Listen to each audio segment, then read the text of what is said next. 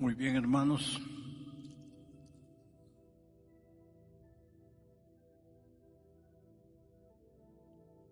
Vamos a inclinar el rostro para pedir la dirección de Dios. Padre amado que estás en los cielos, queremos alabar tu nombre una vez más. Ya hemos cantado, ya hemos oído cantar. Ahora abrimos nuestro corazón. Suplicamos que tu Espíritu Santo haga la obra que tiene que hacer, que sabe hacer. Preparar nuestra mente, iluminar nuestro entendimiento, de manera que tu palabra, cayendo en tierra buena, produzca frutos para vida eterna. Eres grande, oh Dios, eres todopoderoso, soberano, pero al mismo tiempo eres un Padre de amor, de misericordia, de gracia.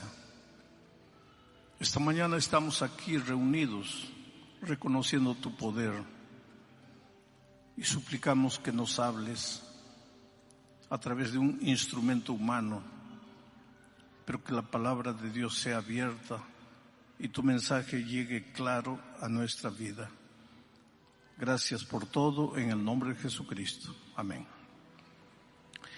Mis hermanos, estamos llegando al fin de una semana bendecida.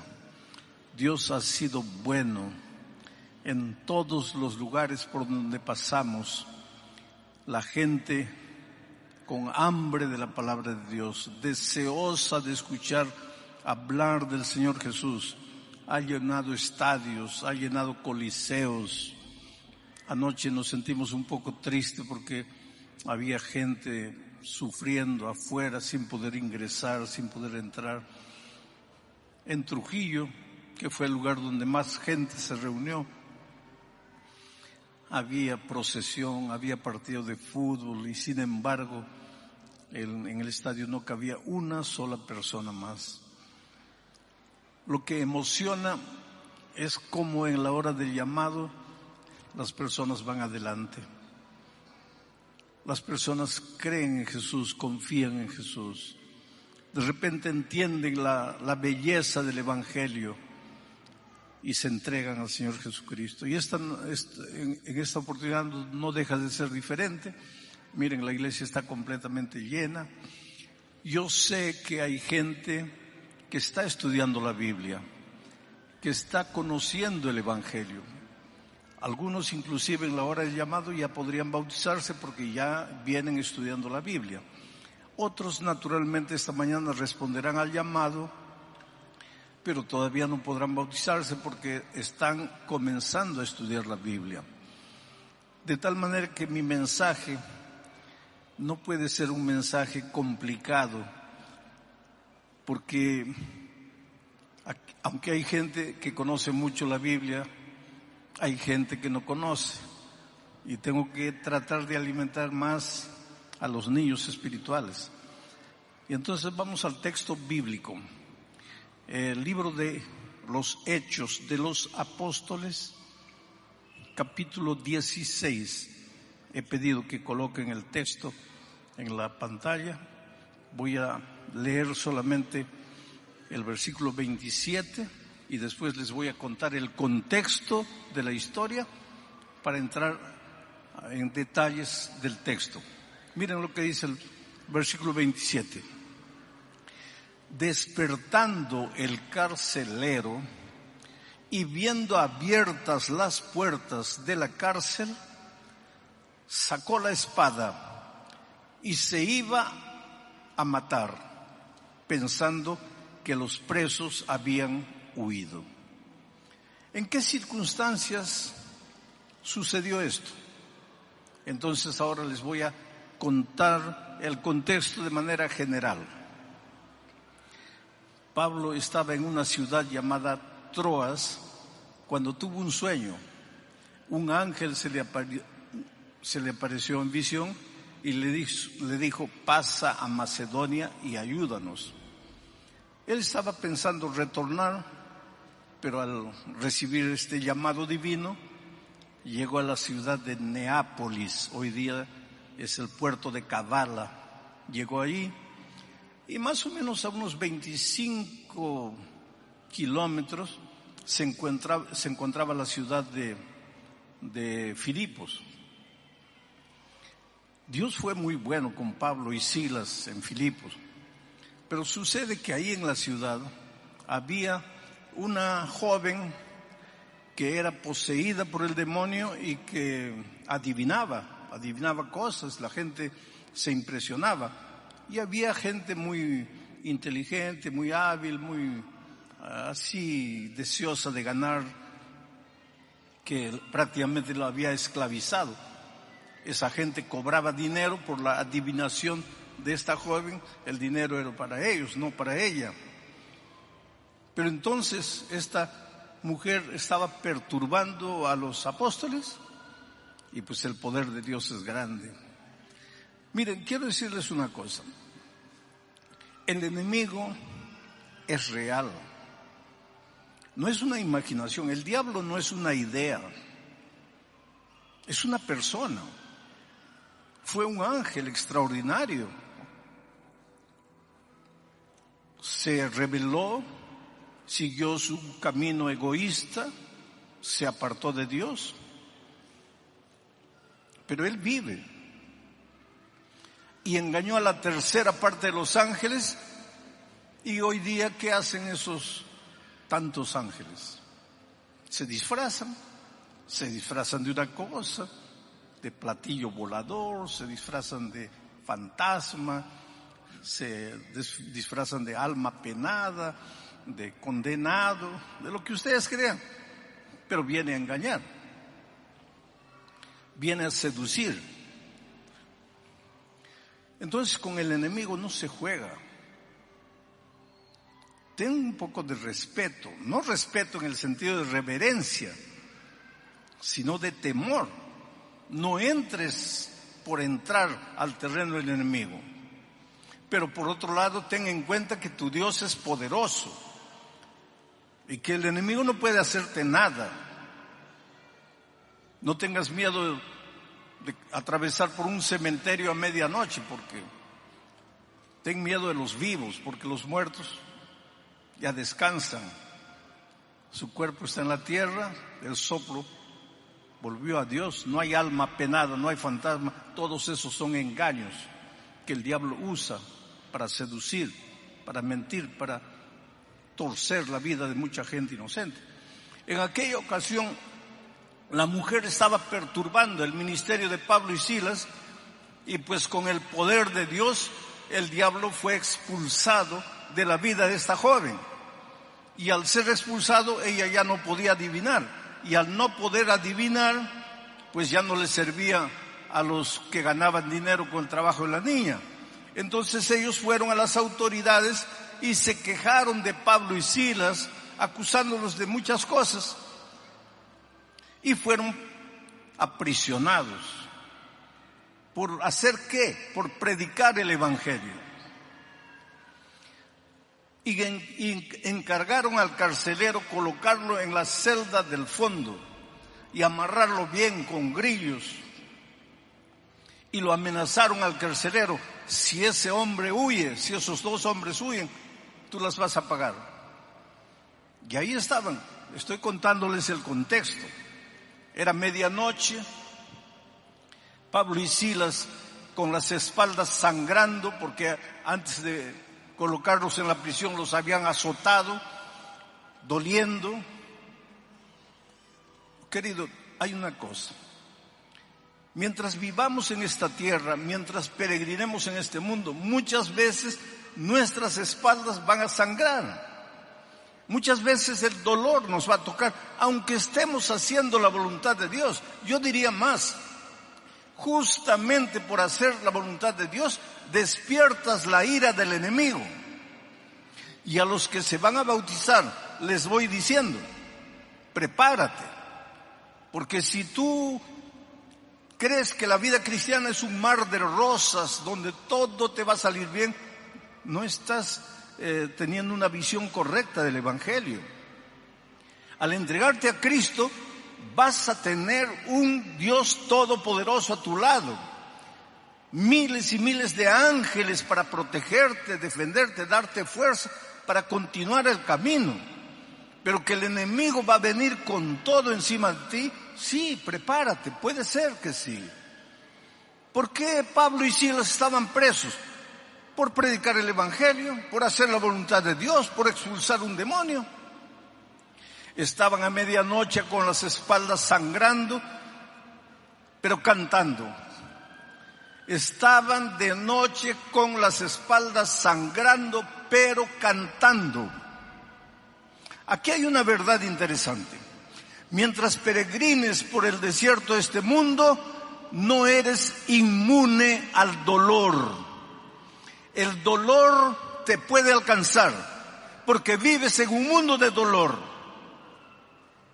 El dolor muchas veces es inevitable, pero el sufrimiento, que es rumiar el dolor, el sufrimiento es una opción.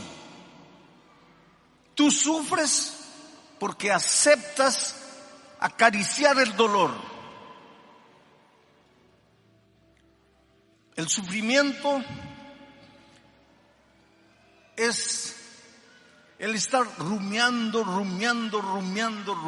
dolor. Pero ¿qué hago si mi esposa falleció? Si mi hijo descansó, si estoy con cáncer, si he perdido el empleo, ¿debo alegrarme? No, querido, no debes alegrarte. Pero no puedes estar pensando en lo que te sucedió y pensando. Levanta tus ojos al cielo, clama a Dios. Estás herido, con las espaldas sangrando, pero canta. Eso es lo que hacían Pablo y Silas. Porque si ya estás con las espaldas sangrando y te pones a lamentarte, vas a sufrir más. El dolor es inevitable, pero el sufrimiento es una opción.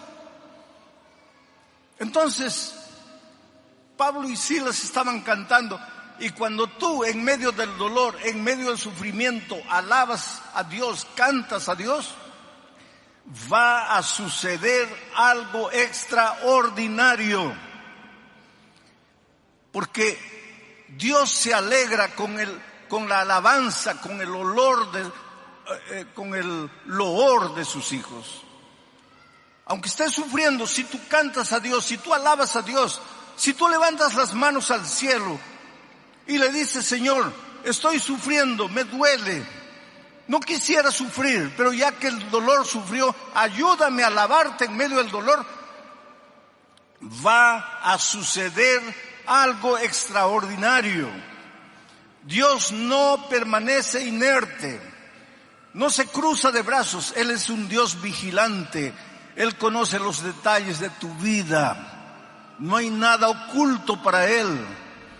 Tal vez el drama que estás viviendo lo guardas como un secreto en tu corazón y nadie sabe, pero Dios sabe. Aprende a alabar a Dios en medio del dolor, en medio de las lágrimas. Y si tienes que cantar llorando, llora, pero canta. Alaba el nombre de Dios. Él te ama mucho, y si permite que el dolor llegue a tu vida es porque Él tiene algún motivo que tú no entiendes hoy. Dios te ama y quiere prepararte y quiere hacerte crecer. Estudiamos en la lección de la escuela sabática la figura del destetado, del desmamado. Es una figura interesante. ¿Quién sufre más cuando un nené es desmamado? ¿La mamá o el nené? Claro, el nené quiere el pecho materno. Desde que ha nacido ha estado en el pecho materno. Pero la mamá sabe que llegó el momento de crecer, de avanzar. No puede estar mamando la vida toda. Tiene que ser desmamado. La mamá sabe y entiende, pero el bebé no sabe ni entiende. Él solo llora. Pero ¿quién sufre más? Yo creo que la madre. Yo creo. Porque yo soy hombre. Nunca di de mamar. Pero la madre me entiende. La madre sufre terriblemente al ver a su hijito llorando, pero sabe que tiene que llorar para crecer. Ese es Dios. ¿Tú crees que cuando tú sufres, Dios no está triste? No, Dios no quisiera correr, no quisiera auxiliarte inmediatamente, pero es necesario porque el dolor te forja. El fuego lapida el oro, purifica el oro. Tú eres oro, pero necesitas purificarte. Y el instrumento para eso es el dolor. El diablo inventa el dolor. El dolor nace en la mente del diablo. Pero ya que vivimos en este mundo y el dolor nos va a tocar, Dios utiliza el dolor como un instrumento de crecimiento. Imagina aquella noche Pablo y Silas cantando. De repente ocurrió lo extraordinario. Un terremoto. Las paredes temblaron. Algunos lados de la prisión cayeron. Y cuando el carcelero despertó, lo primero que pensó fue: los prisioneros se han escapado. Y si se han escapado, yo estoy mal. Porque me han dicho que yo soy el responsable. Y si los dejé escaparse, ellos me van a matar a mí. Estoy perdido. Ya no hay solución. La única solución para mí es la muerte. Entonces agarró la espada y estaba para clavársela cuando oyó la voz de Pablo y Silas desde adentro que le dijeron: no te hagas daño, estamos aquí, no hemos huido. Voy a pedir ahora que vuelvan a colocar el primer texto porque hay unas implicaciones interesantes que quiero extraer del texto. Despertando el carcelero. Cuando el carcelero despertó, claro, aquí está narrando la historia. Él estaba durmiendo, era medianoche, con el temblor todo, despertó. Pero nosotros podemos extraer una verdad espiritual interesante. Un día todos los seres humanos necesitamos despertar. ¿Despertar para qué? Para cobrar, para tener noción de la realidad. A veces caminas en la vida a la orilla del abismo, te vas a destruir, te vas a matar. El camino por donde estás yendo es un camino de muerte, pero no te das cuenta porque estás durmiendo. En algún momento de la vida tienes que despertarte, y cuando nos despertamos cobramos noción de la realidad. Solo que cuando tú no tienes a Cristo y cobras noción de la realidad, ¿qué es lo que dice? Y viendo las puertas abiertas, porque ahora ves la realidad, viendo las puertas abiertas de la cárcel, sacó la espada y se iba a matar. Y eso es lo que sucede con mucha gente. Al contemplar la realidad, arruinó la familia, arruinó los negocios, arruinó su propia vida física. Ahora está con cáncer, está a la orilla de la muerte. Ha tomado la vida toda y ahora está con cirrosis al hígado. De repente despierta. A veces los golpes de la vida, los terremotos de la vida son para que despertemos. Y cuando despierta, se da cuenta de su realidad, de su triste realidad. Y la primera idea que muchos tienen cuando no tienen a Cristo es que la muerte es la única salida. Me suicido, me quito la vida. Y ahora mira lo que dice el texto. Pensando que los presos habían huido. Pero ¿qué dice el texto siguiente, el versículo 28? Mas Pablo clamó a gran voz diciendo. Claro que él gritó desde el fondo. Pero aquí hay otra verdad que nosotros podemos extraer. ¿Acaso no apareció el tercer ángel en medio del cielo clamando a gran voz? Ahora está Pablo aquí clamando a gran voz. ¿Por qué? Porque ve un hombre que está para matarse. Oh queridos, en el mundo hay mucha gente que no sabe qué hacer, no sabe a dónde ir, piensa que la única salida es hundirse en el mundo de las drogas, o de la bebida, o de la promiscuidad, o matarse, quitarse la vida. Y nosotros somos los Pablos y Silas modernos. Nosotros somos representados por el tercer ángel para proclamar a voz en cuello, para gritar el evangelio en el buen sentido, porque hay gente muriendo, y eso hemos comprobado esta semana. Miles de personas entregándose a Cristo, miles de personas que algunas de ellas nunca quisieron saber nada de Jesucristo, escucharon la voz clara del Señor Jesús diciendo: hijo, yo te amo, y fueron y se entregaron al Señor Jesús. Sigo leyendo el texto, versículo 29. Él, el carcelero, al oír la voz de Pablo y Silas, él entonces, pidiendo luz. Claro, el texto es una cosa, yo estoy sacando lecciones espirituales. Él pidió luz porque estaba oscuro, escuchó la voz y quería ver si los prisioneros estaban ahí, por eso pidió luz. Pero estaría mucho forzando el texto si yo dijese que cuando los pecadores despiertan porque oyen la proclamación clara del evangelio, inmediatamente se dan cuenta que necesitan luz. Y la luz es la palabra de Dios.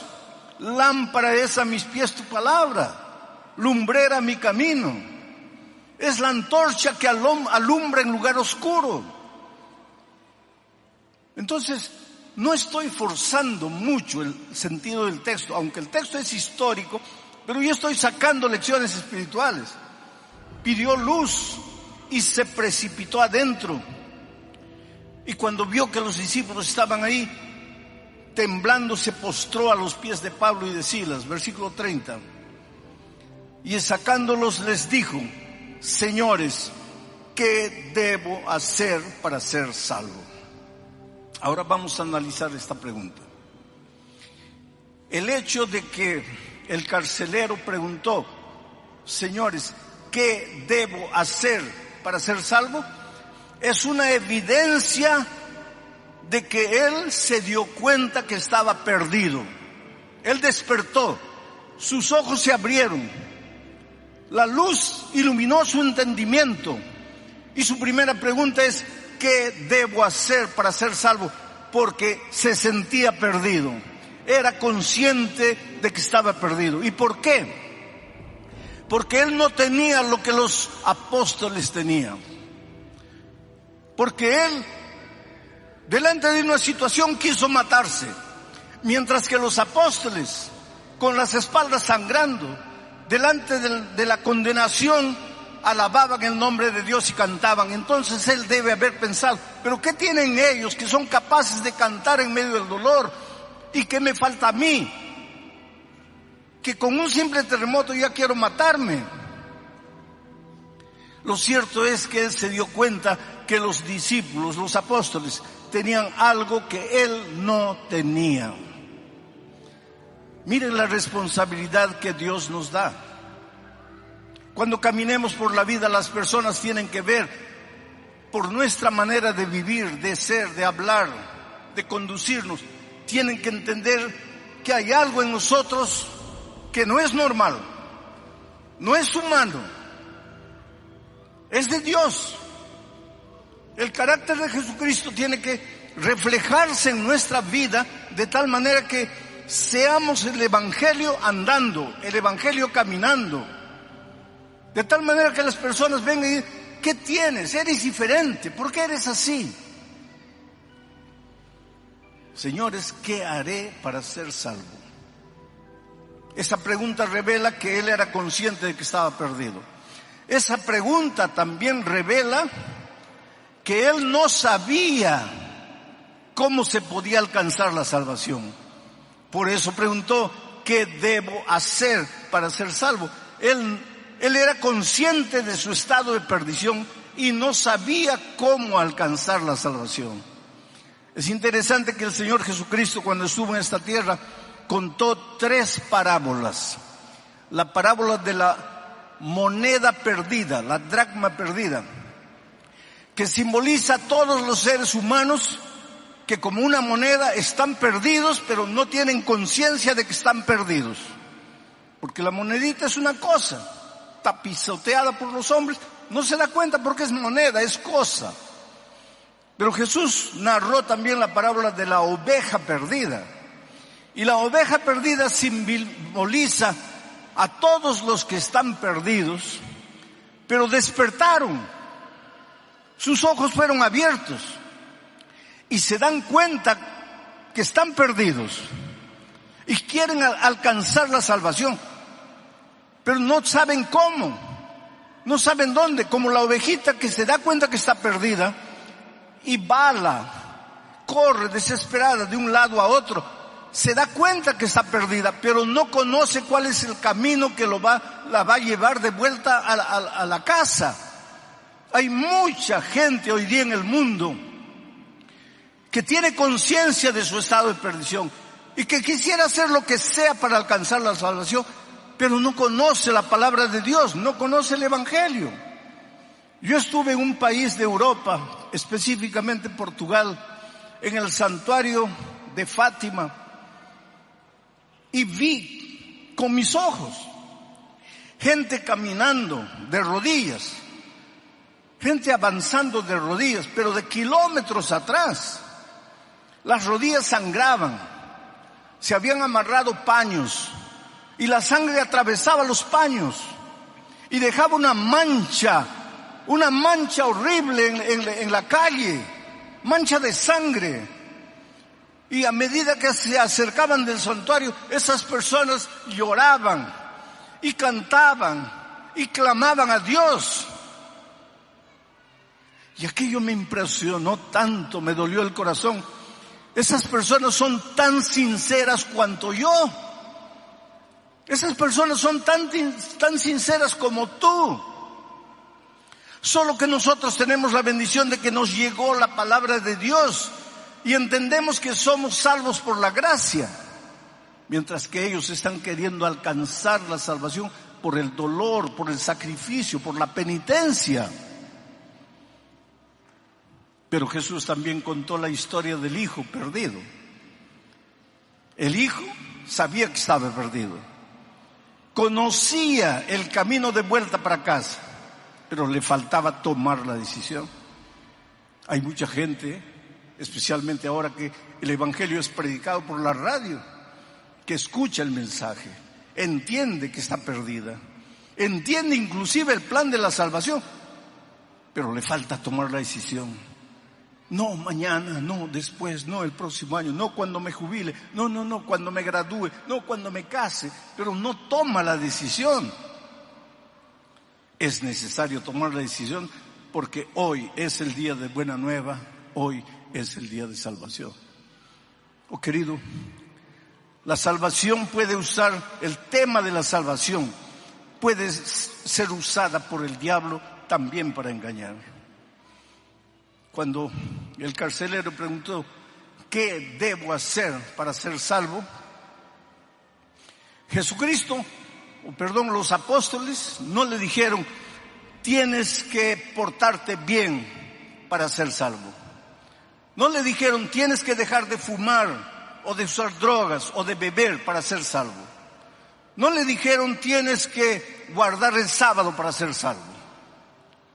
La vida cristiana involucra guardar el sábado. Si eres un hijo de Dios, no vas a contaminar tu cuerpo con droga, ni con bebida, ni con promiscuidad. Pero la salvación no es por eso. Y sin embargo, mucha gente piensa que tiene que portarse bien para alcanzar la salvación.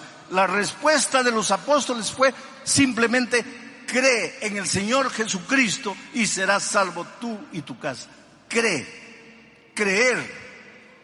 Pero el enemigo puede venir y seducirte y engañarte y hacerte creer que necesitas hacer algo para alcanzar la salvación, que la salvación es por la gracia, pero necesitas hacer algo para ayudar a la gracia. Y esa es una mentira completa. Y nosotros a veces somos muy propensos a caer en esa trampa. Por otro lado, cuando el enemigo no puede llevar a depositar la confianza de las personas en el comportamiento, en la conducta, te lleva al otro extremo, de creer que porque eres salvo por la gracia, ya no debes obedecer, ya no tienes que preocuparte con la ley de Dios, que ya no tienes que preocuparte con el sábado, ni con la salud, ni con cuidar el cuerpo. ¿Por qué? Porque eres salvo por la gracia. Y sin embargo, Pablo es claro cuando escribe a los Efesios y les dice que no somos salvos por obra, sino solamente por gracia. ¿Y por qué? Para que nadie se gloríe, para que nadie piense que le ha ayudado un poquito a Jesús para alcanzar su salvación. Tú y yo no podemos nada, no somos nada. Nuestras buenas obras, nuestras justicias son como trapo de inmundicia. Somos salvos únicamente por la gracia. Pero si hemos sido salvos por la gracia no solo es perdonadora, es transformadora. Al mismo tiempo que Jesucristo te perdona, te transforma, te hace una nueva criatura en Él, en Cristo, para que vivas una vida nueva. Ahora vas a vivir como un príncipe en el reino de Dios. Ya no eres más un pordiosero. Ahora vas a caminar en los caminos de Dios.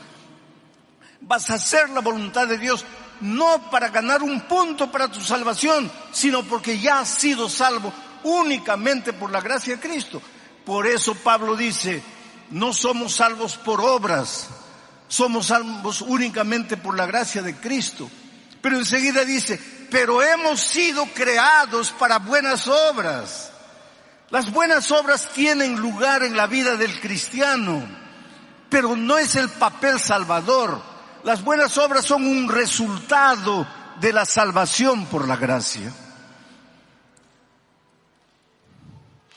Cuando el carcelero preguntó, ¿qué debo hacer para ser salvo? La respuesta de Pablo y Silas no fue, no te preocupes, que todos se van a salvar. Y sin embargo, inclusive en la iglesia nuestra, vez por otra aparece alguien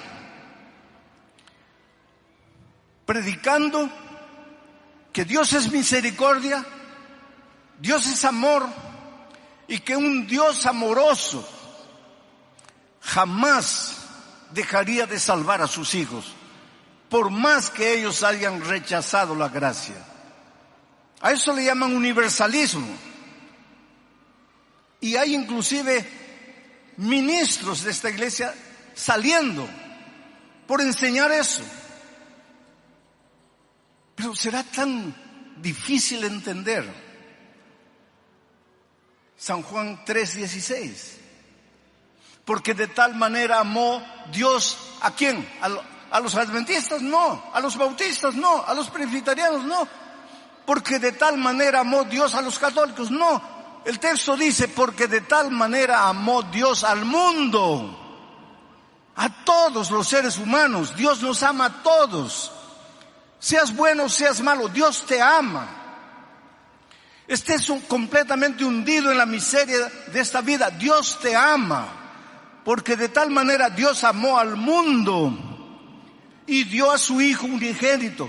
Y ahora viene, para que todo aquel que en Él cree. El amor de Dios es para todo el mundo, pero la salvación es únicamente para los que creen.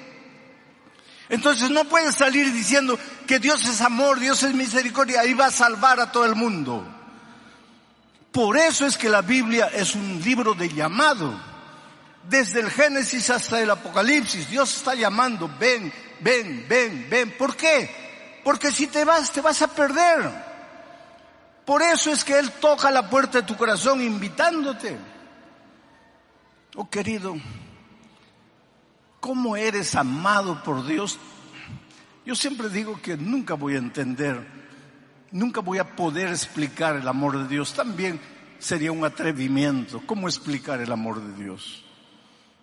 Pero lo predico, lo proclamo, lo enseño, lo digo sin cesar. Pero en las alturas de Puno un hombre viene con una botella de aguardiente en la mano, ebrio, y llega cerca de mí y me dice: pastor, Dios puede amar a todos, pero a mí no. Yo no valgo para nada. Yo soy un hombre malo. Yo gasto todo mi dinero en bebida. Yo golpeo a mi esposa, golpeo a mis hijos. Yo no valgo para nada. ¿Cómo Dios puede amarme? Por favor, no me preguntes cómo Dios puede amarte. Yo no sé cómo Dios puede amarme a mí. Yo solo sé que me ama. Y su amor me constriñe. Su amor me motiva. Su amor me transforma. Su amor me ayuda a caminar en sus caminos. No importa quién eres. No importa cómo vives o cómo has vivido hasta aquí. ¿Qué debes hacer para ser salvo? Cree en el Señor Jesucristo y serás salvo tú y tu casa. Ahora voy a terminar de leer el texto para entrar en la parte final de mi mensaje. El versículo 30 dice: y sacándolos, el carcelero a Pablo y Silas, sacándolos, les dijo: señores, ¿qué debo hacer para ser salvo? El versículo 31, ellos dijeron: cree en el Señor Jesucristo y serás salvo tú y tu casa. 32, y le hablaron la palabra del Señor a él y a todos los que estaban en su casa. 33, y él, tomándoles en aquella misma hora de la noche, les lavó las heridas y enseguida se bautizó él con todos los suyos. Qué final feliz. Sabes, yo tengo el mismo sueño que tú tienes, de ir un día al reino de los cielos. Y cuando esté ahí, me voy a acercar de un ángel y le voy a decir: ¿podrías mostrarme dónde es la casa del carcelero de Filipos? Y seguro que él me va a indicar: es por allá. Y voy a ir y voy a tocar su puerta. Y le voy a decir: mira, solo quería darte un abrazo. ¿Podrías contarme qué es lo que sucedió aquella noche en Filipos? ¿Podrías contarme qué pasó cuando despertaste y viste que las paredes habían caído? ¿Qué entró en tu corazón que quisiste matarte? Yo estoy seguro que en la eternidad tendremos todo el tiempo necesario para que él me cuente la historia. Y yo le diré: sabes, no te conocía, apenas había leído tu historia en el libro de los Hechos, pero he predicado de ti en tantos lugares del mundo. Y al final de mi mensaje he hecho una invitación para que las personas vengan adelante entregándole la vida a Cristo. Y cientos y cientos de personas vinieron, porque tu testimonio, tú no tienes idea de cómo tu testimonio ayudó a miles de personas alrededor del mundo. Oh querido, Dios te ama y ahora llegó tu oportunidad. Ven a Jesucristo. Muchos de ustedes ya han tomado la decisión de bautizarse y han estudiado la Biblia. Y si estaban en el valle de la decisión, en este momento con toda seguridad el Espíritu de Dios está tocando tu corazón y te está diciendo: bautízate. Pero muchos de ustedes están recién conociendo la palabra de Dios y lógicamente no se van a bautizar porque primero tienen que estudiar la palabra. ¿Recuerdas el texto que dice que Pablo les enseñó la palabra y entonces él y su familia se bautizaron? Yo voy a llamar a la niña que va a cantar, porque mientras ella canta, te voy a pedir que te levantes y vengas. Si quieres bautizarte hoy, o si simplemente quieres aceptar a Jesucristo como tu Salvador y expresarle tu deseo de continuar estudiando la palabra de Dios. En el nombre de Jesucristo, levántate y ven. ¿Quién es la primera persona? Miren, allá está un hombre caminando con fe. Por favor, canta y deja que el Espíritu de Dios te vaya trayendo mientras ella canta.